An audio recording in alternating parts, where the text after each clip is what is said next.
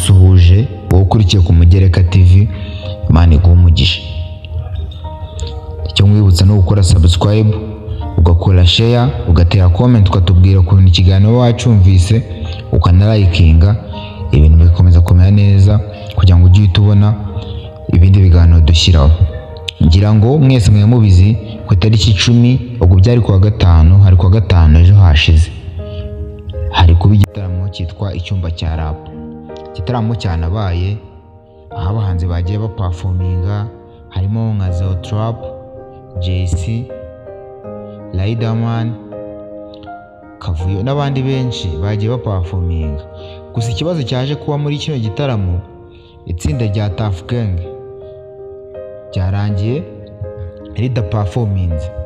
Mwese mwamwibaza ati kweki bataperforminze, abantu bagiye banababaye, bagiye barakaye, bijojuta, binubira amafaranga yabo batanze, ko n'igitaramo bwa mbere mabyibuka cyari cyahagaritswe kubw'impamvu nyine bavanywe n'impamvu z'imvura, na nimugoroba cyongeye kuzana ibindi bibazo. Tavuge ngenda performinze, muribaza ngo kubera iki. Icyo mwibutsa no gukora subscribe kugira ngo tujye tugendana neza n'ibindi biganiro byo bibonera ku gihe. Icyatumye itsinda rida performinga, abaraperi hafi ya bose, ubundi igitaramo cyatangiye mu masaha y'isa 12, hatangira performinga abaraperi bakiri hasi nyine bakiri kwisakisha kugira bakora izina. Ibyo birarangira hagenda haza abandi baraperi bafite amazina akomeye hano mu Rwanda, bagenda baperforminga. Noneho isaha y'isa 7:00 nibwo polisi y'u Rwanda yafashe icyemezo kavuga ati amasaha yarangiye, igitaramo mu gihagarike, muzimye ibyuma byanyu.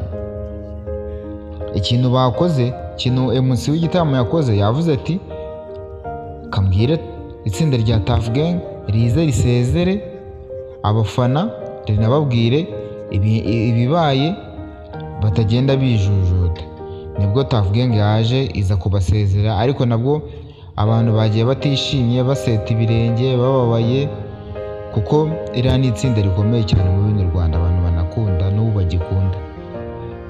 Ngibyo rero byatumye itsinda rya Tuff Gang rida performinga. Habaye icyo bita management y'igihe iri hasi, n'ibintu bya biri mu kavuyo. Sinzi nimba mwagiye mureba, abagiyeho babibonye, bagiye babona ibintu rwose bitameze neza mu kumanaginga igihe. Rero nibyo byabaye, n'andi makuru muzamugenda muyamenya. Icyo mwibutsa no gukora subscribe kugira tujye tubana mu biganiro byose, kandi ujye unabibonera ku gihe. Ciao ciao.